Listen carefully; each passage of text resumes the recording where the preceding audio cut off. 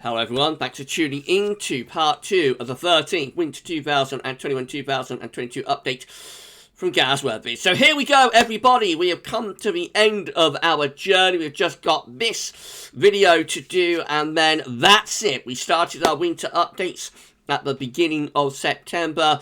Been doing winter updates every week since then, including free seasonal roundups added into the mix as well. It's all been counting down to this moment, and this is your epic final winter update part 2.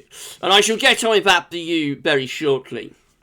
Thank you so much, everybody, for tuning in. Just to say that the first video release date was our 7 AM upload, and we've also released 10 to 14 day as well as a Christmas update too, I believe. So please like, share, subscribe on all of the videos. And thank you so much, everybody, for doing that. Yeah, can you believe it? We've come to the end of our journey virtually, but we've still got this update to go. And as you can see there, it is going to be an absolute epic. We've got over 100 tabs right now open as we begin this 13th update part 2. So I'm going to crack on with that for you in a second, but I want to say thank you so much to Rich, incredible winter updates gift. Thank you so much to my good friend Richard Short for this year's amazing winter updates gift. This will be the final time that you see the winter updates gift or this video, because we've got a special gift for the winter forecast. Because winter forecast will be released on Thursday. We're going to be premiering that on Thursday evening at 7 PM. So that's going to be absolutely great. It's going to be absolutely fantastic. I shall see you live for the premiere on Thursday. So I'll have a special gift for that. So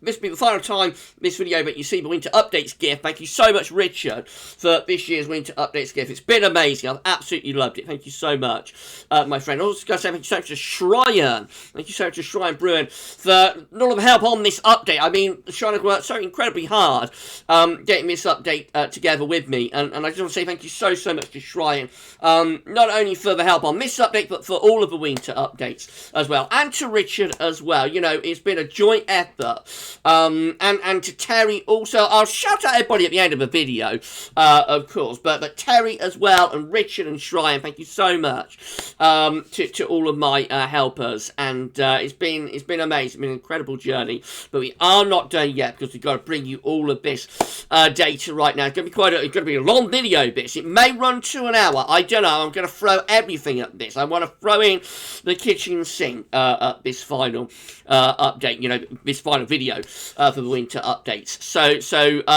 I don't care. You know, I don't care how long it takes. It's going to take as long as it takes. There will be a few breaks in there as we go through, and it's going to be epic. But if you can't watch it all in one go, then don't worry, it will be kept on the GavsWeatherVids YouTube channel within the winter updates playlist, so you'll be able to come back and watch the video on demand whenever you want to and need to do that. And I just hope that everybody, you know, realises that these updates, of course, they are designed for the moment, for here and now, but they're also designed to look back on, you know, in months and years, and maybe in decades to come, hopefully. So I just hope, I've got my fingers crossed, that, you know, these updates will last the test of time. The ideas and, you know, the theories and the data that we're espousing within these winter updates, not just this year's, but over successive years, will stand the test of time, and you will come back and watch these, you know, future generations will come back and watch these on YouTube or whatever format, you know, YouTube evolves into.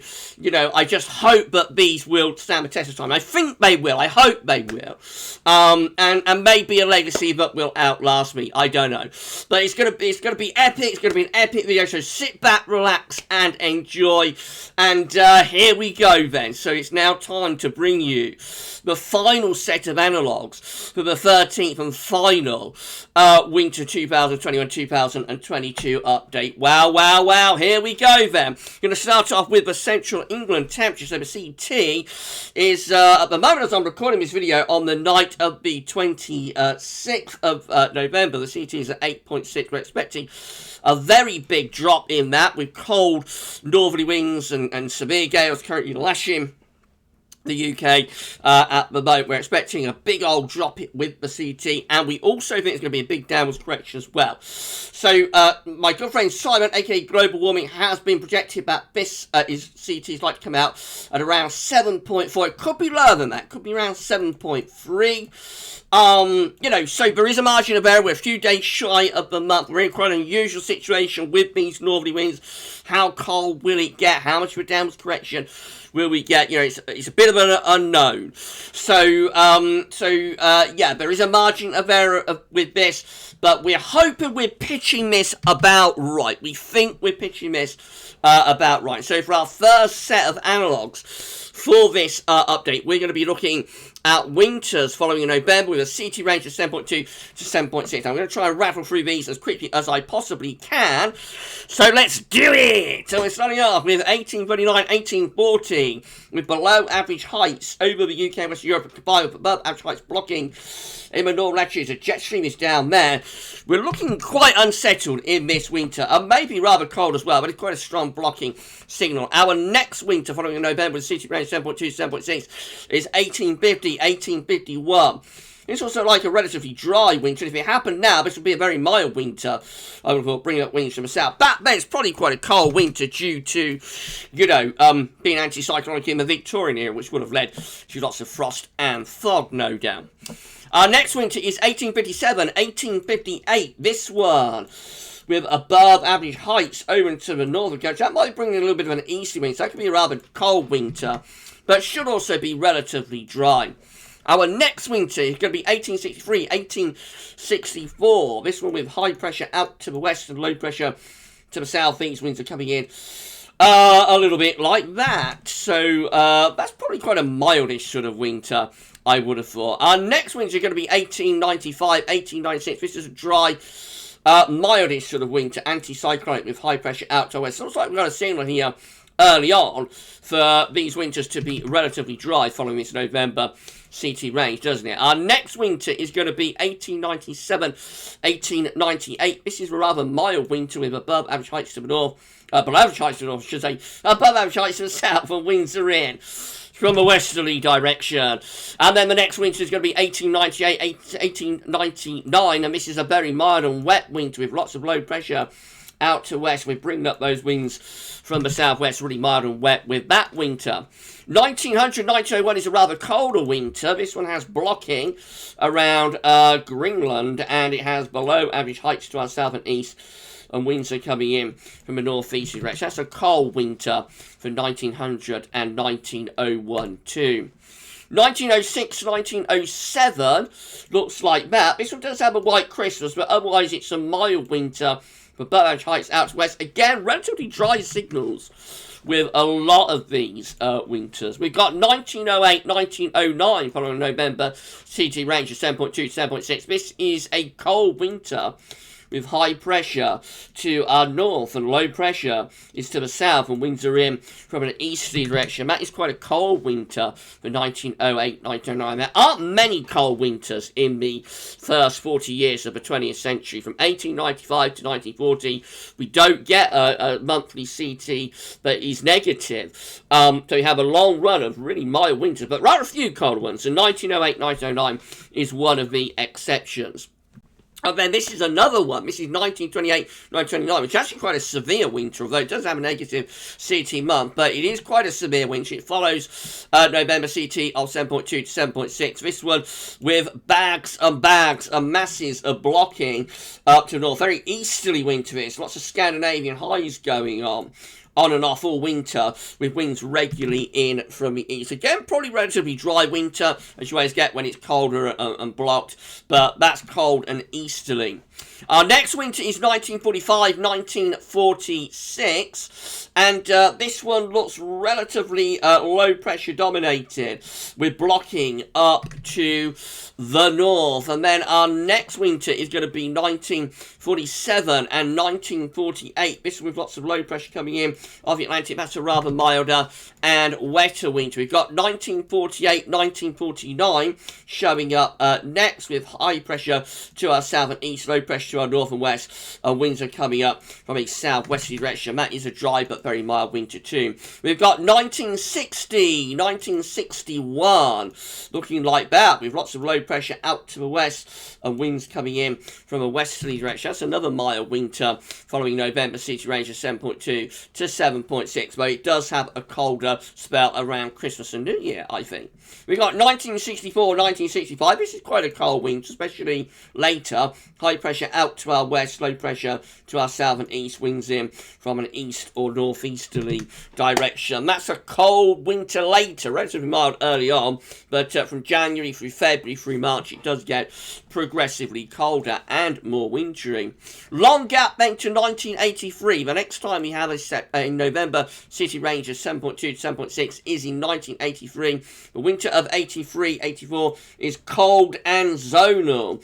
Low pressure in off the Atlantic and winds coming in from a westerly direction. We've got 1992, 1993 showing up next. This is a dry anticyclonic winter, rather dull, boring sort of winter. Lots of low pressure up to the north, high pressure over UK and Western Europe. That's dry and mild, but does have some stormy weather. We've got 2001, 2002, following November, CT range of 7.2 to 7.6. This is an anticyclonic out west, low pressure up to the north. That doesn't tell you everything you need to know about that winter. It's quite cold in December, then milder and drier through January, and then very wet in February. We've got 2007, 2008 showing up next. Lots of low pressure way to the northwest, high pressure to the south, winds up from a southwesterly direction. That's a dry and very mild winter for 07, 08.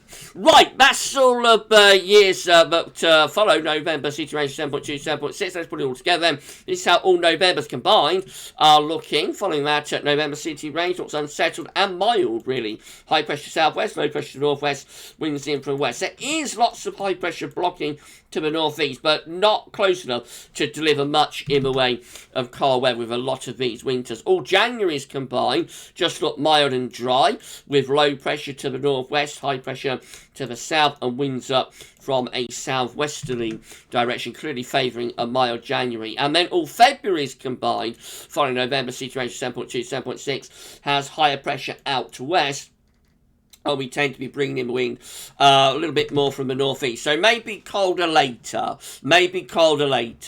All winters combined following November city range 7.2, 7.6. We look like that. Largely anticyclonic. This is a dry signal for these winters and a relatively mild signal as well. Narrowing things down, just look at the years after 1950. This is how all Decembers combined are looking following November city range of 7.2, 7.6. Post 1950, above average heights to our west, below average heights to our north, high pressure way into western Russia. Looks like it's an Atlantic driven, a relatively mild signal for those Decembers. All Januaries combined, post 1950, big difference actually. After 1950, much more unsettled and wet.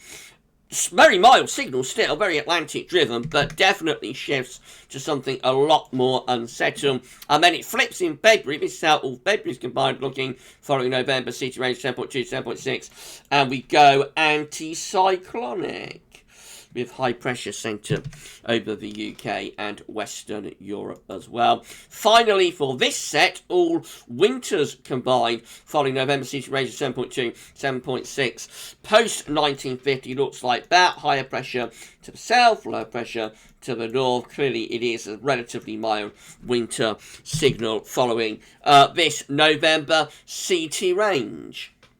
Right, but what about precipitation for November? This is the England weather precipitation page from Hadley at the UK Met. This is showing all years precipitation, or months and years precipitation back to 1766. If we come down to 2021, we can see that actually we don't have November's number placed there yet. So that's absent. That will appear, you know, sometime in early December. However, we do know, but it has been an exceptionally dry November. And whilst it is turning a little bit more unsettled down right at the very end of the month, this is going to easily be a top 20 driest November on record for England and Wales precipitation. So this makes it very, very easy. You know, this makes it very easy to do this next set. So this next set is going to be counting down the top 20 driest Novembers and the winters that follow them. So at number 20, we've got 1973, the 20th driest November on record for England and Wales precipitation is indeed 1973. So the winter of 1973-1974 is wet and mild as well, with lots of low pressure in off the Atlantic Ocean, real Atlantic onslaught with that winter. At number 19, we've got 1988, and look at that, I have not zoomed in, so that's a little bit of a mistake from the Gav, isn't it? Let's zoom in. I normally get it already, but I have had a very hectic night getting all of this set up. I tell you that. Right, let's forget that happened. At number 19, we've got 1988. Here we go then. This is a very mild winter for 88-89 with high pressure to our south, low pressure to our north, and winds in from a very mild southwesterly direction. That's a relatively dry winter, but really is exceptionally mild. At number 18, we've got 1922. The winter of 1922-1923 looks mild and wet. We're bringing in the winds off the Atlantic. Everybody knows a trend. Yeah, I wonder. At number 17, it's back again. We've got 1908-1909. This is colder. So the 17th driest November for England and Wales precipitation is in fact 1908. Winter of 1909 is a colder winter as explained before. That's a big year though. You know, so it's cropped up both for the CT and also for England and Wales P. I'm so sorry, everyone. Our next winter at number 16 is 1858-1859. With high pressure to the south-southwest, low pressure to west-northwest. Winds are in from off the Atlantic, mild and wet. Wow, wow, wow. We go through to number 15. It's 1851-1852. This looks like it'll be a little bit colder with some Atlantic ridging and some lower pressure to the north and northeast, and winds could be a little bit north. That might be a slightly cooler winter than 1851-1852. At number 14, we've got 1933.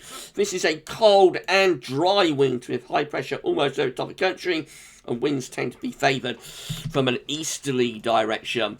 At number 13, we've got 1856-1857, with lots of low pressure coming down the western side of Europe. Looks wet and unsettled. At number 12, we've got 1920-1921. This is a mild Atlantic dominated winter, but pretty dry with high pressure in the ascendancy.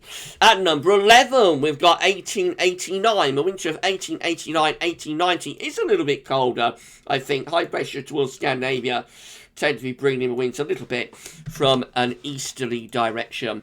At number 10, the 10th, excuse me, the 10th driest November on record is 1862. The winter of 1862-1863 is another mild winter with high pressure to the south and low pressure to the north. We're bringing in the winds from a westerly direction. Right, we're top 10 now. At number 9, we've got 1942. Winter of 1942-1943 is mild and Atlantic driven with winds in from the west, high pressure to the south, low pressure to the north. At number 8, we've got 1896. The winter of 1896-1897 is a little bit colder with lower pressure to the south and higher pressure to the north. We could be bringing in a wind from the east quite a lot with this winter. At number 7, I'm so sorry, everyone. We've got 1871, 1872. This is a mild and wet winter with lots of low pressure away to the west and bringing in the winds from off the Atlantic. Is off again. That's what you're all saying, isn't it? Gav's off again. At number 6, we've got 1855. 1855. Winter of 1855, 1856. Looks like a genuinely cold winter. We haven't had many in this set so far, but this one does look like it's a genuinely cold winter with high pressure around Greenland, low pressure around Biscay, and would be favouring bringing in winds from an east. I reckon that's a cold winter. Right, number 5, we've got 1879, getting more interesting now. This is part of a very cold year. Of course, the winter of 1879-1880 is anticyclonic, mainly dry this winter, nowhere near as cold as the winter before it, 1878-1879, nowhere near as cold as that, but does have some colder winters. It is a Victorian winter. Number 4, right, the top 5 now. Number 4, we've got 1956. So the 4th driest November for England Wales precipitation is indeed 1956. Winter of 1956-1957 is a mild and wet winter with winds in from off the Atlantic Ocean. Wow, wow, wow. Does have a white Christmas though in December 1956. At number 3, we've got 1909. So we've got 2 back-to-back very dry Novembers. Can you believe that? 1908 and again 1909. However, second winter is nowhere near as cold as the first one. The winter of 1910, I should say, is a very wet winter, exceptionally wet winter, relatively mildish winter as well. But the main thing about that winter is that it really is extremely wet. At number 2, we've got 1867, 1868. This is a mild winter, low pressure to the north, high pressure to the southwest, winds in from off the Atlantic like that. And then at number 1, the driest driest November, I should say, is the winter that follows that is 1945-1946. This one with higher pressure to the north and lower pressure over here, winds in from an easterly type direction in the winter of 1945 and 1946. Putting all of that together, this is how all Decembers combined are looking following the top 20 driest Novembers. Here we go then. So we have an anticyclonic signal for higher pressure to our west, southwest, high pressure to our northeast, low pressure to our south. It looks like we could actually be bringing in some easterly winds quite a bit with these winters, but with the Azores high just to our southwest, westerlies are threatening as well, by the way. All January's combined just flips to relatively mild and unsettled, low pressure in off the Atlantic. Winds are kind of westerly, a little bit like that. And then all February's combined, again looking quite mild, low pressure away to the northwest, high pressure to the south-southeast, winds in off the Atlantic. The November data looks like it's favouring a mild winter, doesn't it? All winters combined, looking like this, one of the top 20 driest Novembers, and it's a mild scene with low pressure to our west, winds coming in from a southwesterly direction. Now, if it's just having a look at years after 1950, we look like that. So this is all Decembers combined. There aren't many of them. There's only 3: 1956, 1988, and 1973. Wow. But this is how all Decembers combined are looking following the top 20 driest Novembers post 1950. It's a relatively mild and anticyclonic still with high pressure to west, southwest, low pressure to the northwest, and bringing winds from off the Atlantic. All January's combined after 1950 don't get much better for cold weather, actually. High pressure to our south and east, low pressure to our west, northwest, winds in from a southwesterly direction. And then all February's combined post 1950 narrows it all off. Not a very good set, this, if you want a cold winter with low pressure in off the Atlantic and looking pretty mild, wet and windy. And then finally, all winters combined following the top 20 driest Novembers. We look like that. And again, it's a relatively mild signal with low pressure away to the northwest, high pressure is to our south and southeast, and we're bringing in winds from a westerly direction. So November data so far, and we're nearly done with November data now, it has to be said, but November data so far for temperature and precipitation not looking all that good, really, if you're on a cold winter, is it? that's not surprising, mate, because we've always known, or we've always suspected that it's wetter. Colder winters tend to follow wetter Novembers. So we've had a dry November. I wouldn't worry too much about the CT stuff, because that is quite a narrowish sort of range. But definitely, we have noticed over the years, but colder winters tend to follow wetter Novembers. But then again, like, had a very wet November in 2019, and that was followed by the PV of doom. So it's all swings and roundabouts. We have got one more set of data to show you for November. So let's do that, shall we? We're going to look at wind, which is something new, actually. So this is the severe weather warnings page from the UK Met Office, of course, as I am recording this video, part 2 of the 13th Winter 2021-2022 update. I'm recording this at nearly 11 PM, well, it's getting very late, on the 26th of November, and we have got weather warnings galore. Particularly evident is this red wind warning that we have for eastern Scotland and northeastern England. We are expecting gusts of wind to be in excess of 80 to 90 miles per hour with this storm that we've got at the moment, Storm Arwen.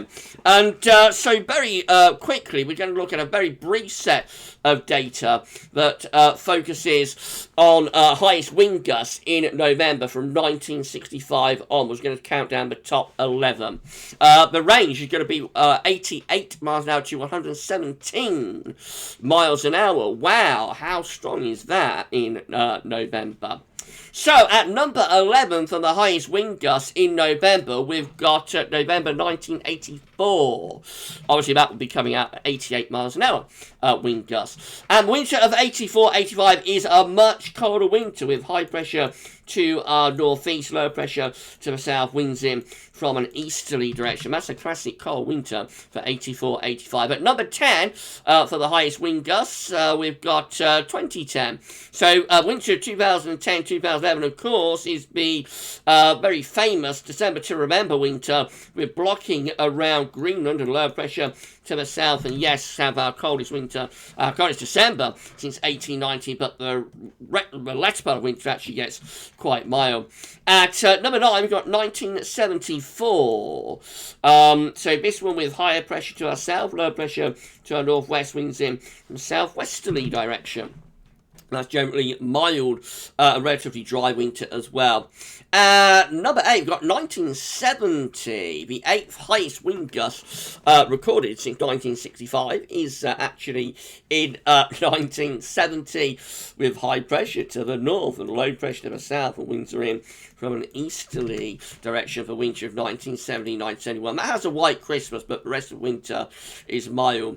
At number 7, we've got 1996. This is one of those analogues that doesn't tell you much about winter overall. It has a very cold first half to the winter in December 96, particularly around Christmas and New Year of 96-97. There's proper easy winds and heavy snow. Then the second half of winter gets much milder. February 1997 is very mild. At number 6 for our highest wind gusts since 1965, we've got 2015. The winter of 2015-16 is exceptionally mild, of course, with lots of low pressure out west, winds coming in from a southwesterly direction. You don't want that one recurring if you want a cold winter. At number 5, we've got 2009. And of course, the winter of 09-10 is a classic cold winter with blocking within high latitudes and low pressure push south and winds in from an easterly direction. So cold and wintry, winter of 09-10. At number 4, we've got the PV of doom. A polar vortex of doom winter crops up at number 4. Yes, it's 2019-2020. High pressure to the south, low pressure to the northwest, and winds in of the Atlantic. Again, you don't want that one cropping up if you want a cold, if you want a cold winter. At number 3, we've got 1976-1977. This one has plenty of blocking up north, lower pressure down south, winds in from the east, extremely cold winter across eastern America with this trough of low pressure. It's a front-loaded winter, a bit of a teaser winter as well. We have it cold in December, gets mild for February. At number 2, we've got 1978. So November 1978 does in fact have the second highest wind gust since 1965. Wow, wow, wow. The winter 78-79 is a cold winter. We're blocking around Greenland and low pressure to our south and winds in from the east. It's the winter of discontent, and it's in there at number 2, freezing cold winter. And the last time we had a severe cold January with a below average CT was in 1979. So can you guess what number 1 is? You know what it is, don't you? So at number 1, presumably with a gust of wind of 117 miles per hour recorded, it's November 1965, and the winter of 1965-1966 is a front-loaded winter. It has a blocking signal around Greenland with low pressure pushed southwards along with the jet stream bringing in the winds from the east. Cold in December. I think there's a little bit of a white Christmas in December 65. Early January 66 has proper bitter cold easterly winds. And then it gets mild for February of 1966. Putting all of that together, this is how things are coming out then. So, this is how all Decembers combined are looking, following the highest wind gusts in November from 88 miles per hour to 117 miles per hour. We get a blocking signal up north. We get some lower pressure down south, and we tend to bring in the wind from the east. Could that be a cold signal for those Decembers? All Januaries combined, the blocking signal strengthens following these highest wind gusts in November, with blocking centred around Greenland, low pressure to the south, winds in from an easterly direction. All Februaries combined look like that. We lose the blocking in the February, so it looks like the February's favoured going milder. So front-loaded cold winter is favoured here with these winters following these highest wind gusts in November. Much more Atlantic driven and much more reduced oil blocking. We even raise the heights from the Azores into the Med. And then finally, for this set, we have all winters combined following the highest wind gusts in November. From 1965 onwards, 88 to 117 miles per hour. It is a signal for a cold winter, actually, overall, with high pressure blocking around Greenland, low pressure to the south. You can see the jet stream going down there. But remember, very front-loaded. December, January definitely favoured, much more so than February to be cold. Right, half an hour. I don't think that's too bad. I think that's pretty good going to get through all of that November data in 30 minutes. What do you think, everybody? I think that's okay. Right, I'm going to pause the video there, and when we return, we're going to show you some autumn data. Done November, we've got to do autumn, of course, before we finish. So we'll do that for you in a second, but I shall pause it there, and you stretch your legs, and I shall see you in around 2 seconds. See you then.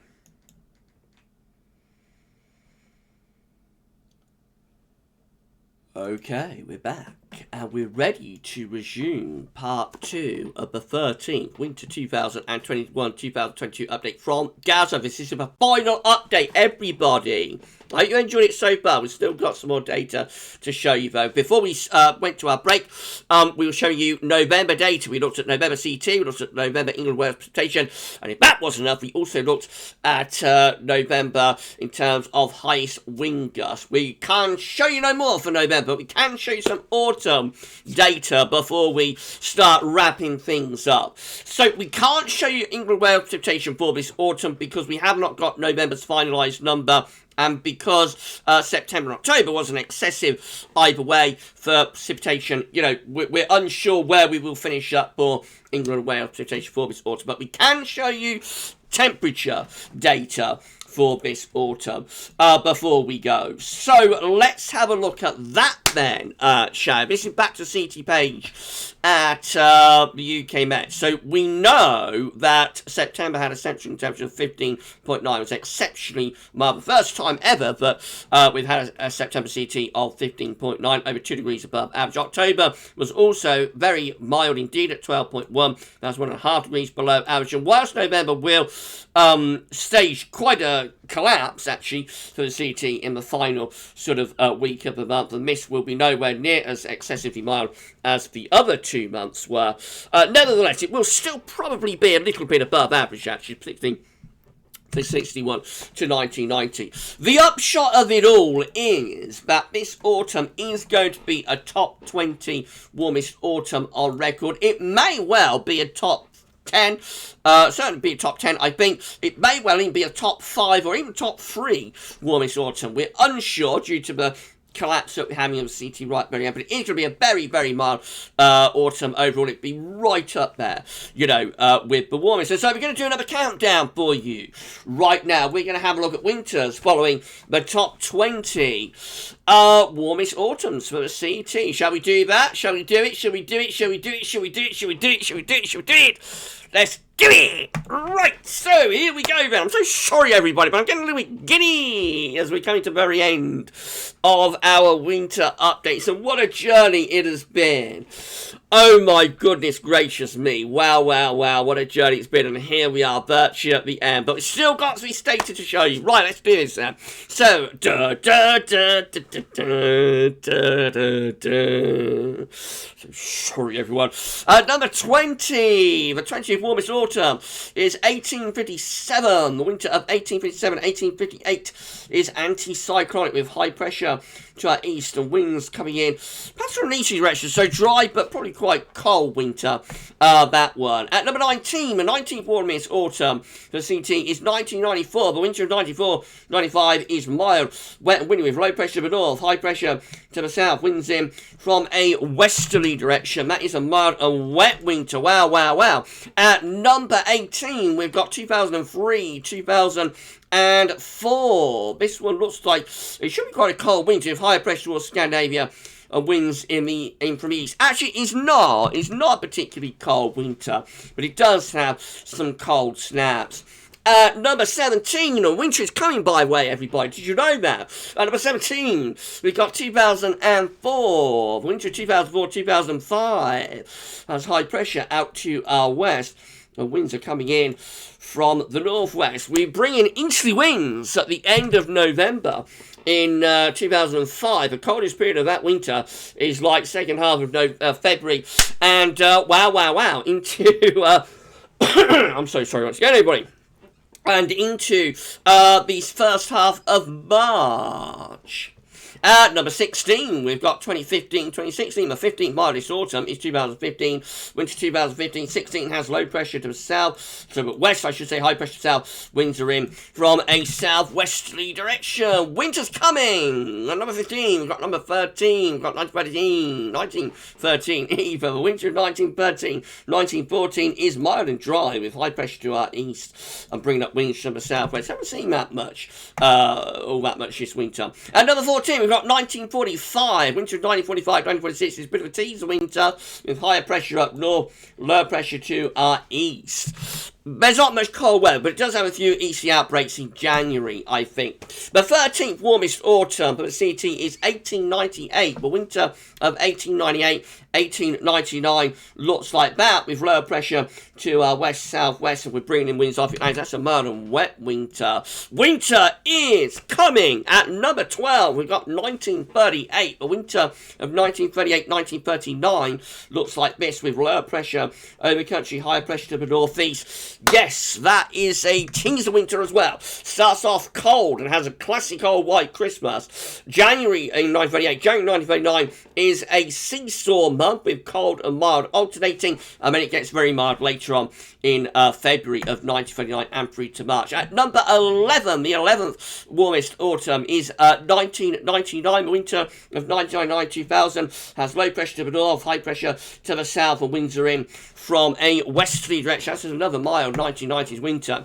At number 10, we've got 2001, winter of 01-02. Looks like that. Cold December, then gets milder later on in the winter. Top 10 now at number... I have no idea why that's showing that. Never mind. At number 9, we've got 1995. Winter of 1995-1996 looks like this, with higher pressure to the north, lower pressure to the south, and winds are in from an easterly direction. direction. At number 8, we've got 2005. Winter 2005-2006 is a failed cold winter with low pressure to the south, high pressure to the north, and winds are in from an easterly direction. At number 7, we've got 2009. Winter of 09-10 has blocking to the north and low pressure to the south. It's a cold winter. Winds in from the east. These look much better for a colder winter, don't they? Number 6, we've got 1949. Winter of 19... we've got number 6, we've got 1949. Winter of 1949. 1950 is mild and also unsettled with winds in from a westerly direction. That's a mild, wet winter. At number 5, we've got 1959. The 5th mildest autumn on record is 1959. The winter of 1959-1960 looks like that. Generally mild and wet as we begin the cold decade of the 1960s. At number 4, the 4th warmest autumn for the CT is 1978. The winter of 1978-1979 looks like this, with blocking around Greenland and low pressure to the south, the jet streams down here. It is the winter of discontent. It is bringing bitterly cold easterly winds, and it follows, yes it does, the 4th warmest autumn on record. Wow, wow, wow. At number 3, we've got 2014. The 3rd warmest autumn is 2014. Winter 2014-15 has high pressure to our west-southwest, low pressure to our west-northwest, and we bring in the winds from off the Atlantic. Rather cooler winter for an Atlantic-driven winter. At number 2, we've got 2011. The 2nd warmest autumn is 2011. Winter of 2011-12 is a relatively mild and dry winter with high pressure in southwest. Brutal cold this winter across eastern parts of Europe. Wow, wow, wow. And finally, at number 1, did you guess what it was? Here it is. It's 2006, the warmest autumn on record for CT. 2006, winter 2006, 2007 is another relatively mild and dry winter with high pressure to the south and low pressure to the north. The winds are in off the Atlantic, rather like that. Right, let's narrow things down then, shall we, and look at all Decembers combined, following the top 20 warmest autumns. So, looks like this. High pressure tends to be to the south, low pressure to the north, winds in from west. Bear in mind, there will be exceptions to this. We've got 1995 in the mix, for example, and of course, that did have a cold easterly December. All January's combined completely flips around. This is how all January's combined looking following the top 20 warmest autumns, with blocking strengthening to the north and lower pressure being pushed south and winds turning into the east, potentially a cold signal for these Januaries. All Februaries combined look like that, turns much wetter with high pressure around Greenland, low pressure through here. There is a chance of some cold weather coming through with these Januaries via the blocking. Does look much more unsettled. So if it does get cold in the Februaries, I should say, if it does get cold in the Februaries, then you could well easily envisage that it would be snowy. And finally, all winters combined, following the top 20 warmest autumns looking like this, with higher pressure blocking to the north and lower pressure tend to be to the south, and winds coming in from the east. If we narrow things down, just have a look at the years post 1950. This is how it comes out. So this is how all Decembers combined looking following the top 20 warmest autumns for the CT post 1950. So Atlantic driven, low pressure signal, relatively mild for those Decembers, but also relatively wet. Makes no difference to January though. January still favours being cold overall. Look at this. We tend to set up high pressure to the north. We get low pressure being pushed over there. Winds tend to go in to the east. So cold and wintry favoured in January after mild December. And February also actually looks a little bit colder post 1950. Maybe a surprise, I think, for a lot of people. But bear in mind, a lot of these warm autumns are coming after 1950 anyway. But nevertheless, here we go. So this is all February's combined for the top 20 warmest autumns post 1950. Blocking around Greenland, low pressure to our east, winds in from a northeasterly direction, cold and wintry. Wow, wow, wow, for those Februaries after 1950. And then finally, this looks very encouraging. For anyone who wants cold winter, this is how all winters combined are looking following the top 20 warmest autumns post 1950. It does show a strong northern blocking signal with high pressure, whoops, let's get highlights working, high pressure around Greenland and up into the northern latitudes, low pressure to our east, and winds again coming in from an easterly direction. How interesting is that? Now, the last thing we can look at with this is what about the autumns in this set that end up cold? Because we know that although autumn, let's very quickly put the webcam back up, we know, don't we, that however this, wherever autumn 2021 comes out in terms of being top 20 warmest, and it will be top 20 warmest, no doubt about that, we know that it is ending on an unusually cold note, actually, and that was the reason that the set we started off with, November CT set, we're a little bit unsure about where to pitch that, how much of a drop in the CT we're going to get, but we know we are going to get a big drop in the CT. So how many of these warm autumns end up cold, with cold weather at the end of them? What are the winters like that follow them, where we have like a flip, I suppose, into cold weather in at the end of these warm autumns? Let's have a look at that finally. So this is how all December's combined are looking following the top 20 warmest autumns, but with a flip to cold late in November. By the way, only 3 years included in this, 1898, 1899, 1978, 1979, and 2005, 2006. So it is very unusual, actually, to flip cold at the end of a top 20 warmest autumn. Very, very unusual what's going on at the moment with this cold end to November and cold end to the tropical autumn. Anyway, this is how all December's combined are looking for the top 20 warmest autumn, but with a flip to cold late in November. High pressure tends to be blocking to the north. Low pressure tends to be to the south. Winds tend to be coming in from an easterly direction. Cold and wintry favour for those Decembers. All Januaries also look like they're favouring a cold outcome as well. This would be particularly because we've got 1979 out of the three, of course, with low pressure to the south, high pressure blocking to the north, winds in from the east, cold and wintry favoured with those Januaries. All Februaries combined, following top 20 warmest autumn with a late flip to cold in November. Looks like that. Low pressure to our west-southwest, high pressure to our north-northwest, winds in from an easterly direction. And then lastly, all winters combined from the top 20 warmest autumns with a flip to cold late in November.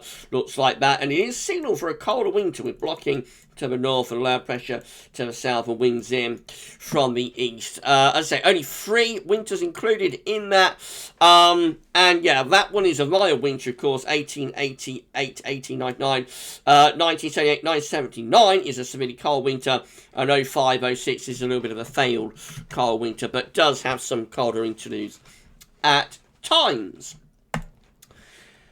And that's it, everybody, for autumn data. Anyway, that is not it for this video, though, because I've got a little surprise for everybody. We've got one final set to show you, and that final set is going to be a surprise final set.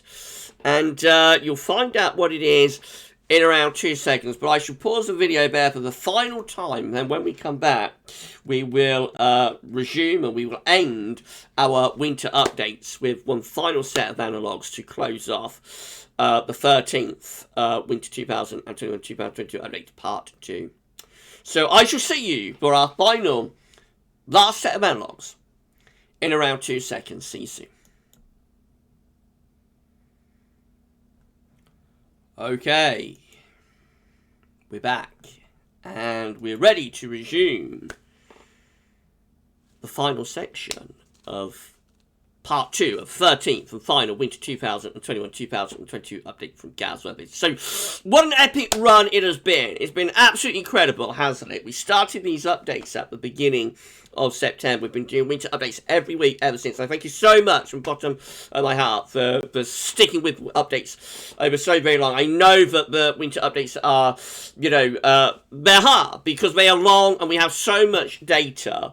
And I appreciate, but they're not going to be for everybody. But the people that do watch these videos, from the bottom of my heart, I thank you so much, especially the people who stick with it throughout the whole season and follow what we're doing GavsWeatherVids from beginning to end. Just thank you so much to each and every one of you. And I wanted to finish off with something a little bit different and a little bit special.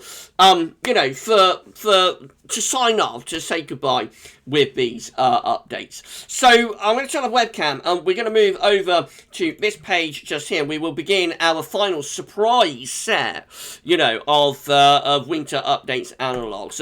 We showed you this yesterday in part 1 of this 13th winter update. This is showing southern stratospheric warmings and Canadian warmings coinciding with easterly phases of the quasi-biennial oscillation. And we saw yesterday, I won't go through the data again, we saw yesterday, but very often, very regularly, you know, we do get southern stratospheric warmings or Canadian warmings in December, but also southern stratospheric warmings like in December, January and February. We do get them coinciding very regularly with easterly phases of the quasi-biennial oscillation. So for our final set of analogues, I wanted to show you how winters are coming out when we have that southern stratospheric warming combined with the easterly QBO. So the first one we're going to look at is winter of 1951-1952. This is having a southern stratospheric warming or a Canadian warming in December, January or February, and it is combined with an easterly QBO as well. And the winter of 1951-1952 tends to have above average heights to our west and below average heights to our east, and we tend to be bringing in wind from a northwesterly direction. It does have some cold snaps in this winter.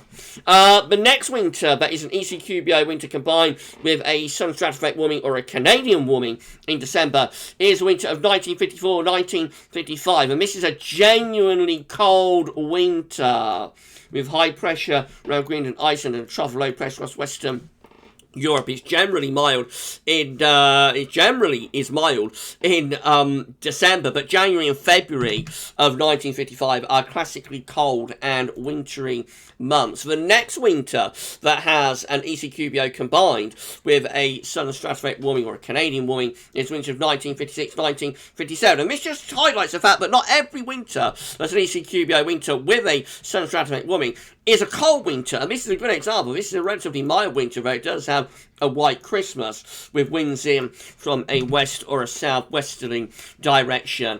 And then we've got 1958-1959. That's our next winter coinciding with a Canadian or southern stratospheric warming in December to February. This has a cold January. Otherwise, it's a relatively mild winter with winds tend to be coming in from the east and from the northeast. Oh, wow. Our next winter is daddy! It's a daddy! It's a daddy! It's a daddy! It's a daddy! It's the daddy of cold winters. Shh!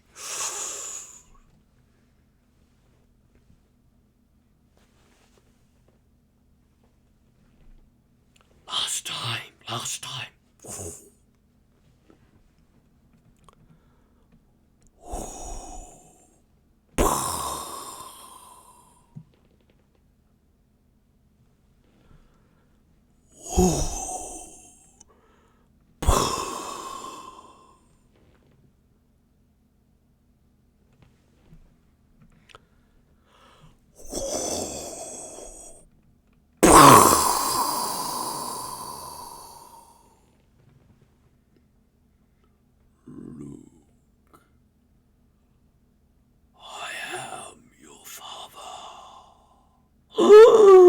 Yes, it's a daddy of cold winters. It's 62, 63. Look at that.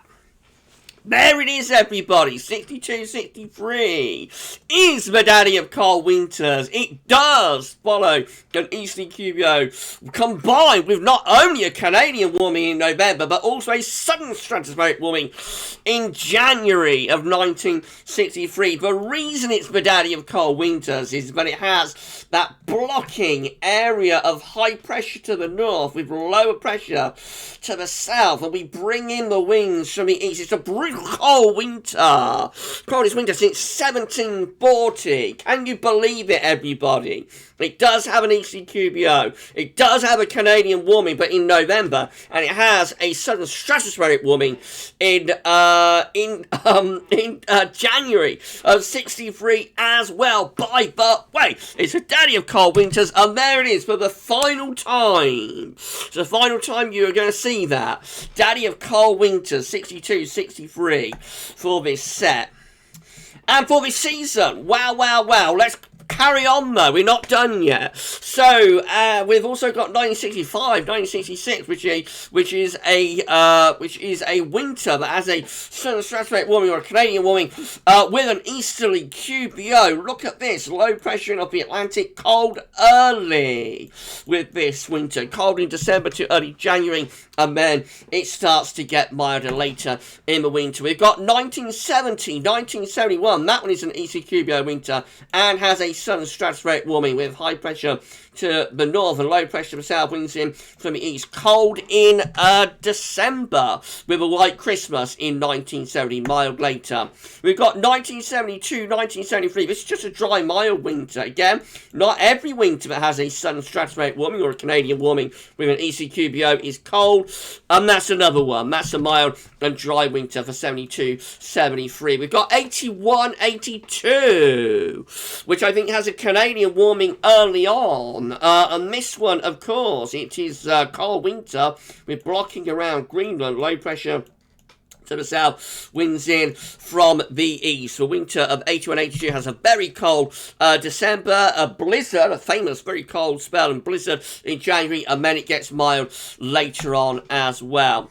So we've got a little bit out of order there. We've got 1976, 1977. I don't know what happened there. Never mind. Let's pull that one to there. That's where it should have been. So we're doing a little bit, wrong way round there. Never mind. 1976, 1977. Forget that happened. 1976, 1977. Had an Easter. It's a Gav video, so there's got to be some mishap somewhere, isn't there? 1976, 1977 has this deep trough into Eastern America. And a trough here has blocking up north. It's a front-loaded winter, cold in December, when it gets milder later. Then we've got 81, 82. Look at that. Who would have thought that was going to turn up? Who would have thought that was going to happen? I don't know. Right, so this one has a cold December and a freeze-up in January with a blizzard, and then it gets milder later. Overall, it is a cold winter, though. Surprise, surprise. Then we've got 1984, 1985. That one is also coinciding with an ECQBO and a southern stratospheric warming. This one has high pressure blocking to the northeast. The winds are coming in from an easterly direction. That is a cold winter in the middle of the 1980s. We've got 1986, 1987 as our next winter with a southern stratospheric warming and or Canadian warming. And an ECQBO, this one with higher pressure to the north, lower pressure through here. Winds are coming in from an east or a northeasterly direction. Has the famous freeze up in January of 1987. Long gap then to 1998, 1999, and this is another mild winter despite that, but it's an ECQBO, and also it has a southern stratospheric warming and or Canadian warming. It's still a mild winter, 98, 99 with high pressure to our west southwest. We're bringing in winds from off the Atlantic. So many of the 1990s winters were mild. We've got 01, 02. It's back again. It's been showing up quite a lot, hasn't it, for our analogues this week. Again, high pressure centred to our south. But it does have a cold December. We've got 03, 04. Again, this looks like it should be quite a coldy sort of winter. It's not really. But it does have colder weather later on. It's a little bit backloaded. Colder in February to March of 2004. We've got 05, 06, which has shown up a lot through this year of winter updates. This is a failed cold winter, despite all of the blocking up north, low pressure down here. It looks like it should be bringing in wind from Siberia. It's not a particularly cold winter, but it does have a prolonged cold spell, second half of February to the first half of March. 0708 is another mild winter, despite having an easterly QBO and also an SSW, or a Canadian warming, in that winter. It's still mild and relatively dry as well, with high pressure to our south and low pressure away to the northwest. Then we've got 0910. This is a cold winter, of course, 2009, 2010, with high pressure blocking around Greenland, low pressure to our south. The jet stream is down there, very close to like a 1979 type winter, just not quite as severe as that, but it is a genuinely cold and snowy winter. And then we've got 2012, 2013, so this one is a cold winter, especially late on, with blocking up north, low pressure to our south and east, and winds coming in from the east or northeasterly direction. That is a cold, that's a backloaded winter, cold later, and really freezing cold in March of 2013, of course, and on into April as well, of course. And then finally, the last time we have a southern stratospheric warming and or Canadian warming combining with an easterly QBO is in the winter of 2017-2018. Check this one out. It's a beach from the east winter with low pressure to our east and winds coming in from an east or a northeasterly direction. Let's put all of those together then. This is how all Decembers combined are looking, following southern stratospheric warmings and or Canadian warmings in the winter months. Also with an easterly QBO, high pressure blocking out to the north, low pressure to our south and east, winds coming in from an easterly direction. Looks like there could be cold potential in those Decembers, but it's really January when things get interesting, maybe because a lot of these southern stratospheric warmings are occurring later in winter. They're quite rare in December. They do happen in December. More often there'll be Canadian warmings in December, actually, but later on in winter, January and February, there you increase a chance of a southern stratospheric warming with an easterly QBO. And so look at this. This is how all January is combined looking, following southern stratospheric warmings or Canadian warmings through the winter with an easterly QBO.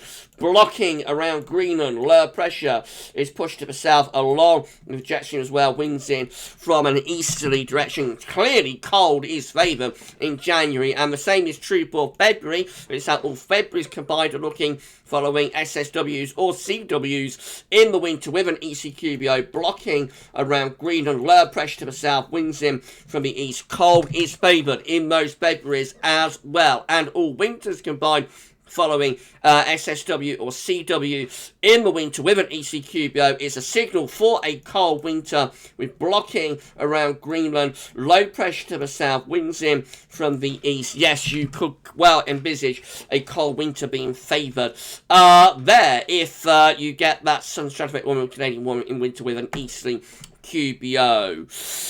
So that's looked at the raw data, but there's something more we can show you. What about if you combine La Nina to all of this? Shall we do that? Shall we do it? Shall we do it? Shall we do it? Shall we do it? Shall we do it? Shall we combine La Nina? Let's do it, shall we? So this now is how all Decembers combined are looking. If you have a southern stratospheric warming or a Canadian warming in the winter with an eastern QBO and also with La Nina, and it tends to be more anticyclonic then, with high pressure ridging in from the Atlantic and going northeast. Low pressure tends to be up there. Jet stream is pushed northwards as well. More anticyclonic, but probably a little bit of a colder signal for those Decembers. This is how all January's combined are looking as you combine it with La Nina. So still we get the northern blocking in place up north. So we have this trough of low over the country. Maybe not quite as clear cut for cold with La Nina. With these southern stratospheric warmings and or Canadian warmings and an easterly QBO as well, but still a strong blocking signal there. And then all February's combined, you combine that with La Nina looking like this, and again we see strong blocking signals to the north, low pressure to the south, winds in from an easterly direction. It looks like it gets colder later. We have a southern stratospheric warming or a Canadian warming in the winter with an easterly QBO and also a La Nina. All winters combined, still looking pretty good for a colder winter, maybe not quite as clear cut, but still not bad.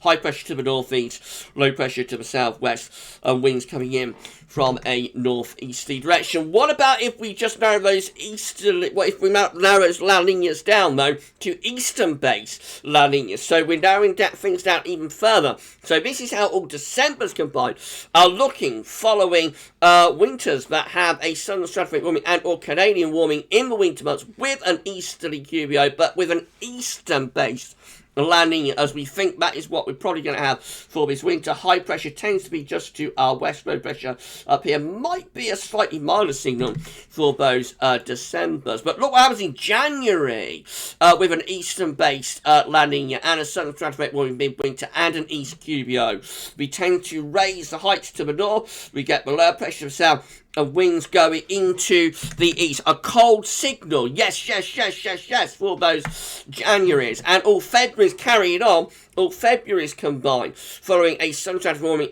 and a Canadian warming in the winter with an easterly QBO and an eastern-based La Nina. We tend to look like that with high pressure to the north, low pressure to the south, winds in from the east, and it's a cold signal for those Februaries. And then we have all winters combined, following southern stratospheric warmings or Canadian warmings in the winter with an east QBO and an eastern-based La Nina. It's a signal for a cold winter with high pressure to the north, low pressure to the south. Winds tend to be coming in from the east by the way. And there's just one last thing I wanted to show you, and then we're going to be done with this epic and historic, I think, 13th Winter 2021-2022 update. And that is to go back to where we began. So you remember the very first set of analogues we looked at right at the beginning of all of this in part 2 of the first Winter 2021-2022 update. It seems such a long time ago now. So at the beginning of September, I think it's 5th of September,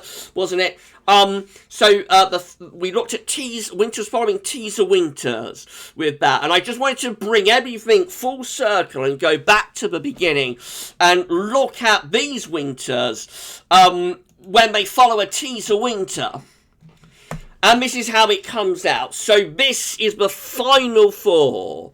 This is all Decembers combined, following a sudden stratospheric or Canadian warming in December, January, or February, with an easterly QBO, and it follows a teaser winter. And with this we have 54, 55, 62, 63, 84, 85 and 2009, 2010 included. We get high pressure to the north around Svoboda. We get low pressure at south-southeast. We bring in the winds from an easterly direction, a cold potential for those Decembers. But look at January.